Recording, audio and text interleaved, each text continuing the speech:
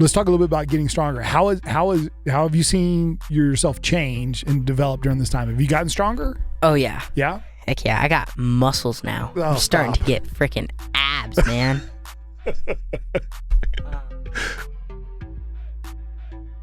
Welcome to the Badass Dad Podcast. KDH here on the microphone. And this, Steven, episode 100. 100. Man. Who would have thought? Who would have thought? It was 2 years ago. 100 episodes, baby. Yeah. There we go. I mean, absolutely amazing. And man, so many, I thought about us doing an episode 100 just to kind of talk about lessons that we've learned, conversations we've had, highlights. And, as I was going through, I was like, man, I didn't know where to stop with all of them. And so,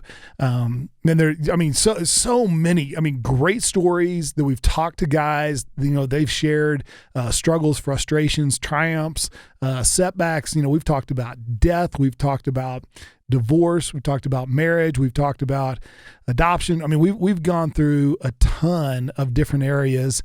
And so it was really tough as I was thinking about what do we do for episode 100. And I thought, what better? I couldn't think of a better guest to have on than the one and only Jacob Harper. What's up? How you feeling, Jacob? I feel really excited. Yeah? Yeah. 14 years old now. Heck yeah. Yeah, rocking the mullet. Yeah, you know it. It is strong. Yeah. Steven and I are both jealous. Yeah. Yeah. A little bit, well, I was going to say a little bit tan, but you don't really tan. Yeah, no, I'm still Casper. Casper, after coming back from Mexico. Yeah. Yeah. So we're going to talk a little bit today, though. I want to talk about what you and I have been doing the last now 4 months, almost done with 4 months of this. So we dubbed it Raising a Modern Day Spartan, but it was a conversation that you and I started having, and we initiated back in the middle part of January. And it really, it all started with the one question that I've asked several different guys, which starts with the statement, by the time your child reaches age 18, you'll have spent 80% of the total time you'll ever spend with them. And then I'd ask guys, so what are 3 things you want to teach your kid before they turn age 18? And so I've had that out there for a while.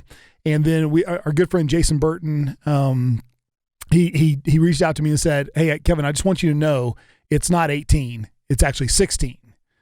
And I was like, well, what do you mean? He goes, well, once they get their driver's license, they're gone. So you don't get as much time. And so the clock has started for sure on that, hasn't it? Yes. You getting a little driving in? Oh, yeah. Yeah. Get the truck, drive around the neighborhood. Yeah. Yeah. Are you sneaking the truck out? No. You're not going to admit to that, are you? Okay. Nope. All right.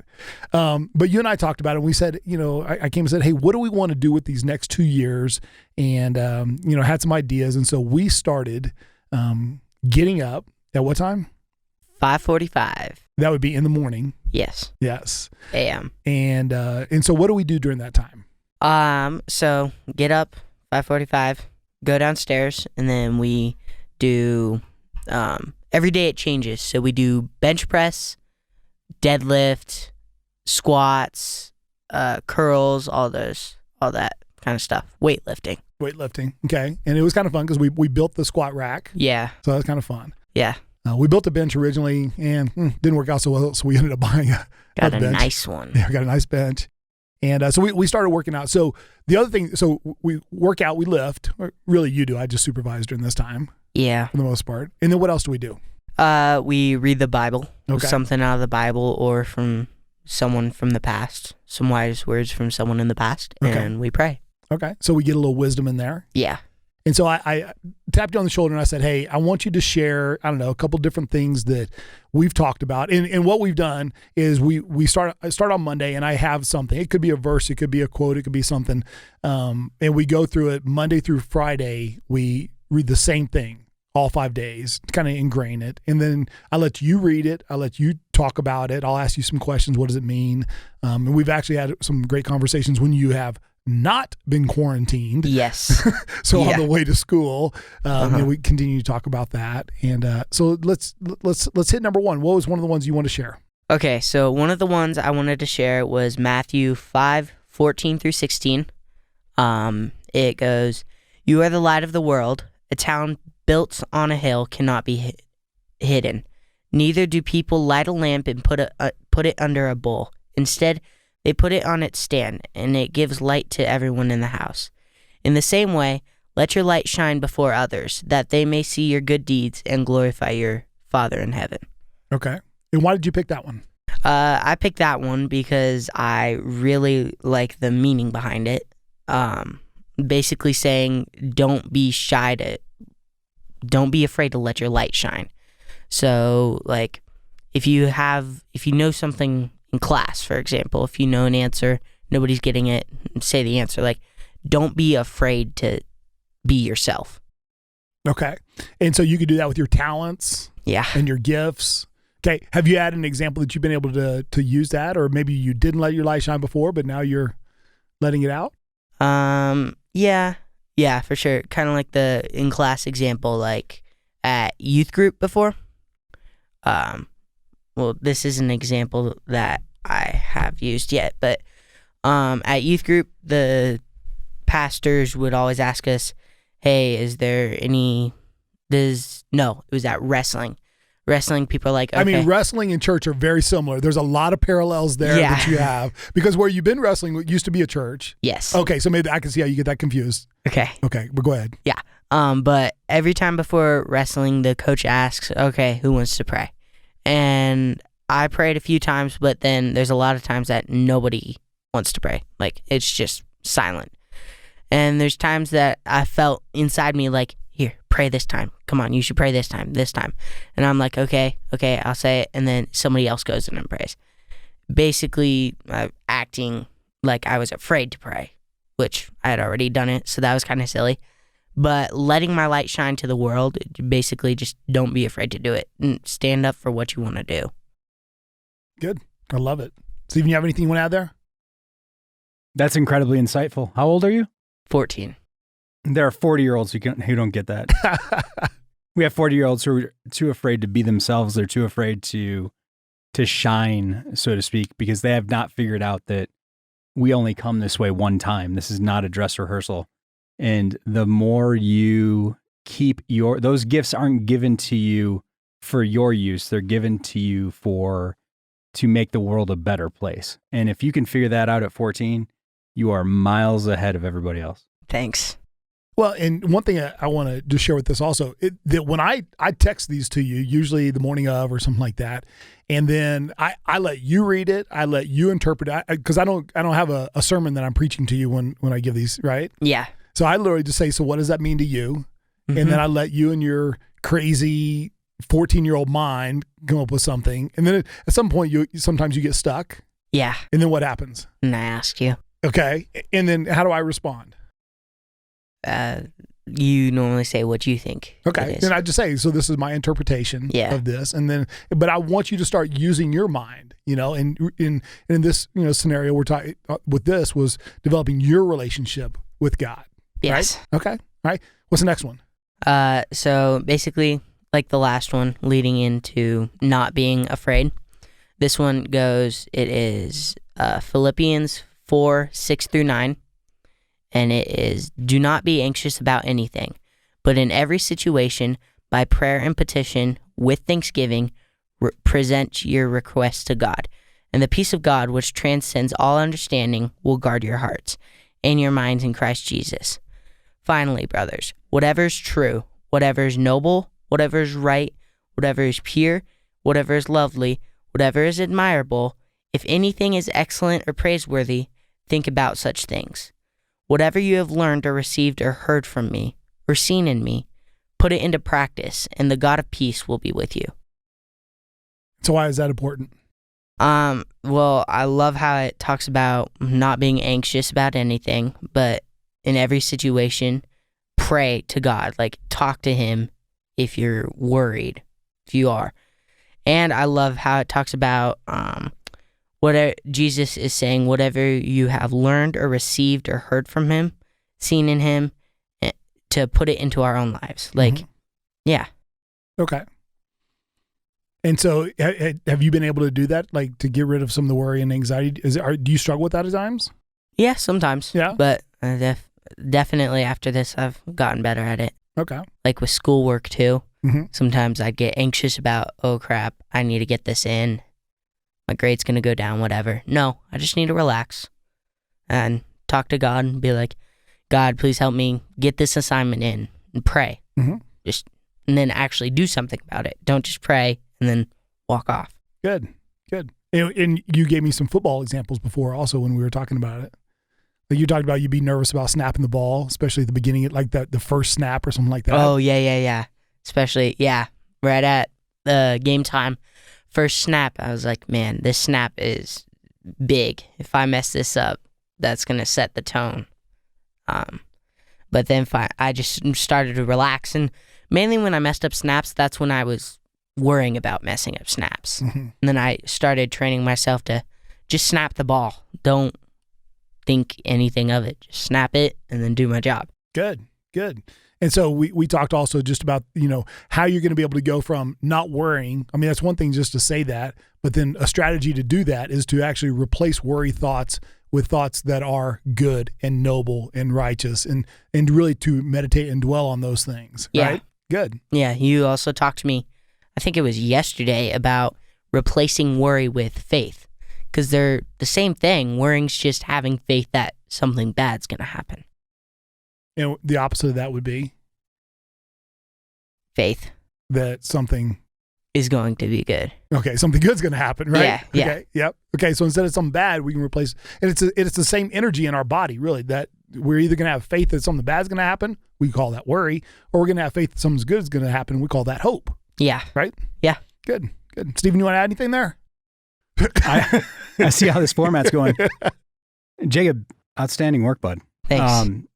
I would only add that when I read that passage, I also read it as a reminder to have a gratitude and a thankful mindset for all that's around us, like understanding that there are so many amazing things in our lives, so many blessings that we do have, that is important to be grateful. Like we're in a dry house right now. We have lighting, we have all electricity and water and food and all of those things. And also, Eric Thomas gave a lecture about the get-tos and the got-tos, and you had mentioned homework. And there's two types of people in the world. There's people who got to do their homework. They got to go to work. They got to pick up the kids. They got to, and then there's those people in the world who, I get to do my homework today. I get to snap the football today. I get to do whatever. And it changes our mindset about how we approach life. And every now and then homework is awful. Yes, it is. Homework sucks. And I totally get it. And you only have like 3 weeks of school left, right? Yeah, almost 2. Yeah. How amazing is that? It's a miracle. But you get to go to school for 3 weeks. Yes. You don't got to go to school for 3 weeks. So that's all I would add. Nice job. Yeah. Hey, let's talk about this. I want to make a little shift in the conversation. You also had a great opportunity, you and Frankie. Oh, yeah. To do some work and make some money. So talk to us about what you did there. Okay, so one day I had the idea, oh man, me and my partner Frankie should go aerate lawns. So, and I've seen other people aerate in our neighborhood and just pushing the machine around the yard. I'm like, man, that's so much faster than mowing, and you charge more, so we'd make so much more money. This is amazing, easy. So I end up renting an aerator from Home Depot. Wait, you rented it or I rented it? I rented it. You did. You I paid absolutely for it. did. You sure did. Me and Frankie split the profit. Yeah. Like spit The expenses. the expenses, yes. You didn't spit the expenses. No, you split. we split it. Good. Okay. So go to Home Depot and we're loading the machine into the truck, and this thing is 100 times heavier than I thought it would be. Like, I thought it would be closer to like a lawnmower. No, this thing is freaking heavy. So we get it in the truck, go get gas for it, go back. The next day, there was still some snow in the yards, so we start aerating my neighbor, and we had to rake the snow around so it would actually, the spikes would penetrate the ground. And when we were just pushing the machine over, it wasn't plugging. And I was like, okay, this has got to work somehow. I did not pay that much money for it not to work. So we ended up figuring it out that we had it at full speed and we were going way too fast. But yeah, we we figured it out, and then we ended up making like $275 each from it. So you net after all expenses, you guys made. Yeah. Yeah. After all expenses. Yeah. So you learned that having a business, you have expenses. Yes. Because in the past, let's be honest, you didn't always cover all the expenses. Nope. But now. No, I did. It's all on you. Yeah. Right. Good. Yeah. Good. And that was a great lesson. Mm-hmm. And makes me appreciate lawn mowing a lot more. Why is that? It's a lot lighter. It's kind of like the difference from a semi-truck and a Prius. Okay. That's what it felt like. Okay. So pushing the aerator was much more difficult. Yes. Even though it's self-propelled, it was still pretty tough. Oh, yeah. All right. So I want to shift gears a little bit on this. So we're going back to our modern day, raising a modern day Spartan. And one of the things I want to ask you, in getting up, 5:45 in the morning and lifting weights, getting stronger. Let's talk a little bit about getting stronger. How have you seen yourself change and develop during this time? Have you gotten stronger? Oh, yeah. Yeah? Heck yeah. I got muscles now. Oh, I'm starting stop. to get freaking abs, man.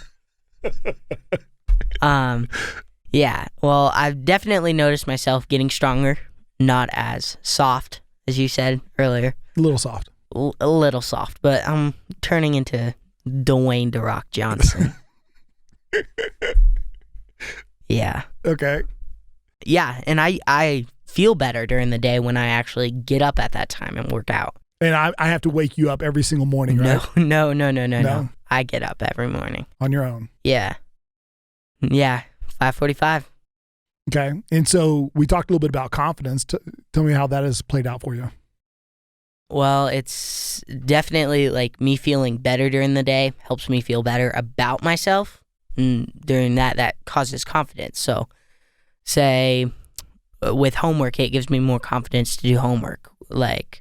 And knowing that I'm doing something that a lot of 14-year-olds, anyone close to my age, aren't doing.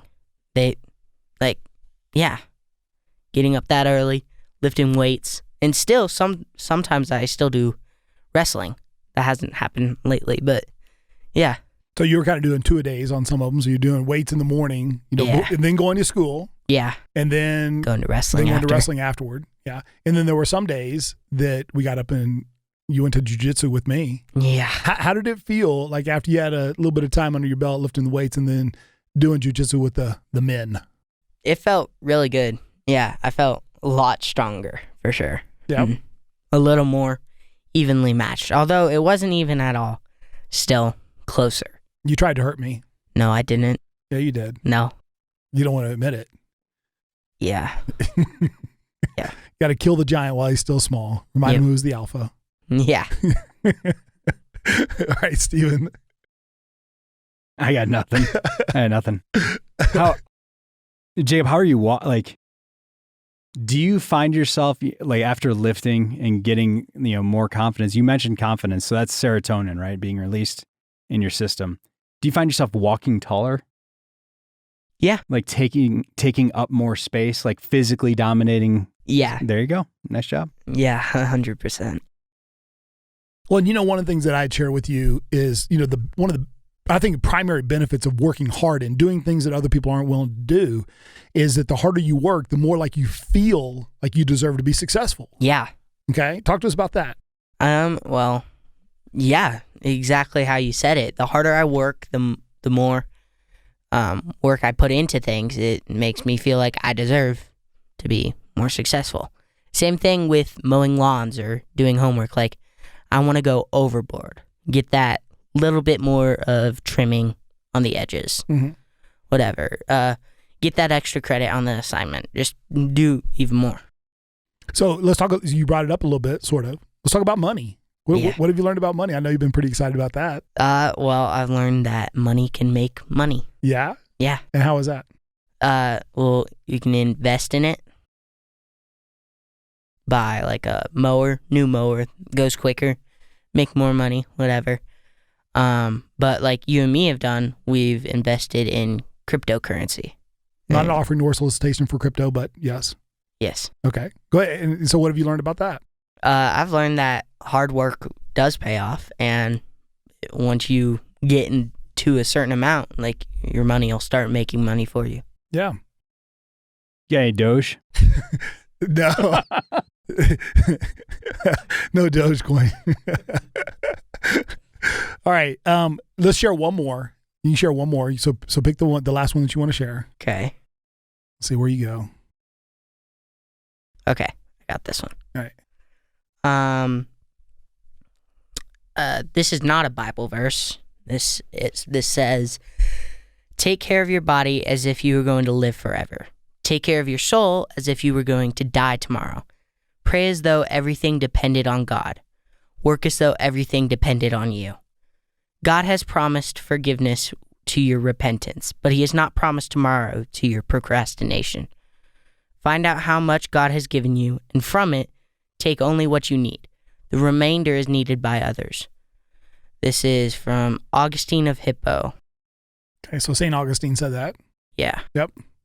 And so what does that mean? Well, it's the first few parts. Take care of your body as if you're going to live forever. Like, don't let your body just slack off, because then you are going to have a shorter life. But take care of your body as you were going to live forever. Take care that you can be healthy forever, feel better forever. Take care of your soul as if you're going to die tomorrow. So, like, don't dig yourself in a hole. Don't make yourself sad all the time. All those things. Like, make yourself happy. I read an inspirational quote a while back. It says, feel what you need to feel and then let it go. Don't let it consume you. So I think that kind of ties in with that. Pray as though everything depended on God. So, pray about everything. Not like, of course, not constantly. That's all you do. But like, if you're struggling with something, pray about it. If you're happy about something, thank God for it. There's simple things like that. Work as though everything depended on you. And that one kind of confuses me a little bit. I think it means just work hard. Like, it's because it's your job to do whatever you're doing. Just work hard. Don't rely on other people to do it. Let's see. God has promised forgiveness to your repentance, but he has not promised tomorrow to your procrastination. So God has promised to forgive if we repent to him. So whatever mistake we make, he forgives us. We ask for his forgiveness. And it says, but he has not promised tomorrow to your procrastination, which is meaning he's not giving you another start, a fresh start to just procrastinate. He's giving it to you so you can do something about it. Yeah. All right. And the last part of this is find out how much God has given you, and from it take only what you need. The remainder is needed by others. This one also confused me a little bit, but see, it's really saying, see what God has given you. Like, see the good things in your life, and that's from God. And take what you need, but don't take what you don't need. Don't take things for just to have it, to show off for other people. Do things, let some of those things go to other people. Or, I mean, even if you do get something, like, say, for example, for us, we had this in the past, having the quads. You're like, one reason we're able to have these quads is so we can let other people enjoy them too. Yeah. Good. I love it. So, Jacob, I'm going to ask this last question to you. Let's say we are able to continue on this journey we got more than a year and a half remaining until you turn 16. Yeah. Which, I'm giving the warning for people out there so they can start getting prepared. What do you think will happen in our relationship if we are to continue this and we're continuing to have this time in the morning? Well, it's going to get stronger, consistently getting stronger. But then once we hit a certain point, it's just going to be like that. It's not going to be like, oh, we need to improve our relationship. No, it's just going to be, we have a good relationship. And I think we already do, but it's going to be a strong relationship consistently. Yeah. Not even with doing anything about it. Yeah. Well, I mean, Stephen, we know that if we want to improve any relationship, it could be a spiritual relationship, it could be a physical relationship, it could be our relationship with ourselves, that it takes time. It takes some energy. It takes focus, all of those things. And, one of my hopes is through this little experiment that Jacob and I are doing, over at least this 2-year period, that because we're doing it earlier, people can't say, well, I don't have time. I mean, anybody can get up 30 minutes early, 45 minutes early, an hour early. And because, that's a legitimate concern that people can have is, where am I going to find the time? Well, I don't have weight equipment. Well, go spend $30 on Amazon and buy you some resistance bands. I mean, we've done a ton of resistance bands as well. Okay. So there's plenty of ways to figure it out if it's important to you. And understand this, man, like the time is clicking.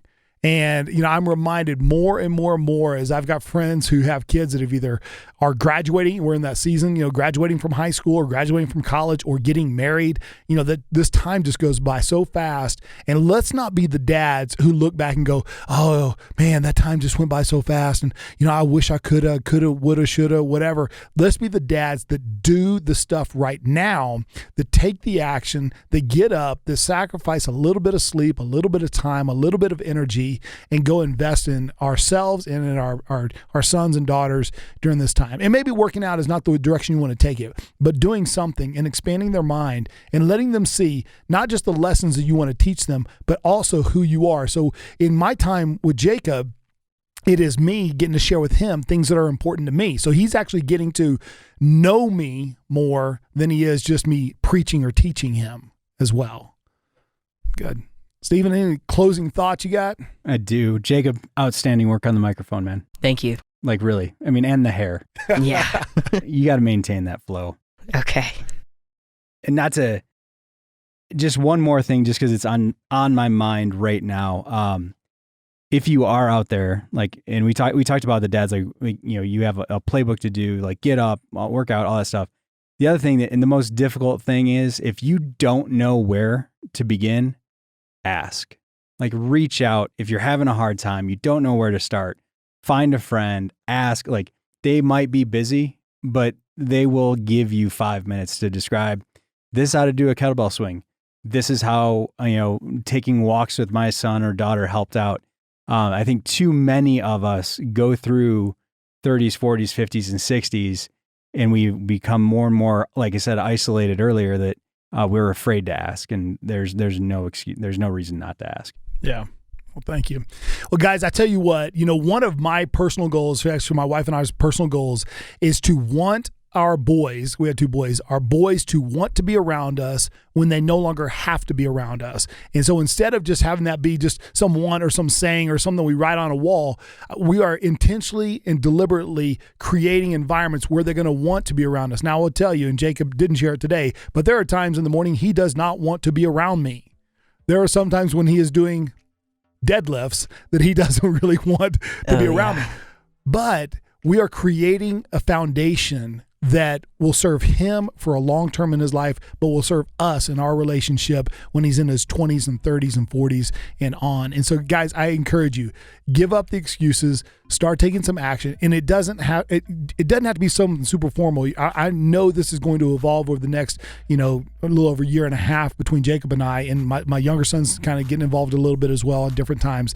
But this is a time, man, this quarantine, if there was anything that could have come out of this, it's for us to have better relationships than we've ever had before. We've been gifted more time as a family together. Let's take advantage of it. Let's be badass dads. Let's be a band of brothers that are committed to forging stronger fathers, and we can do that together. Like Stephen said, if you don't know where to turn, reach out to a friend. Find a 45-second friend that you can ask them some questions that you can get started on a program or whatever, or just kind of make it up as you go along, but start taking action now. Be a badass dad. Have a badass day, and we are out. Hey guys, I wanted to thank you so much for listening to the Badass Dad podcast. We are so excited about what's going on in 2021, and we want to encourage you to connect with us. So you can hit us up on the Facebook or Instagram at BadAssDads _podcast is where you'll find us on Instagram. And if you want to hit me directly, it is KDH at BadAssDads.org. KDH at BadAssDads.org. Man, appreciate you guys. Let's get after it.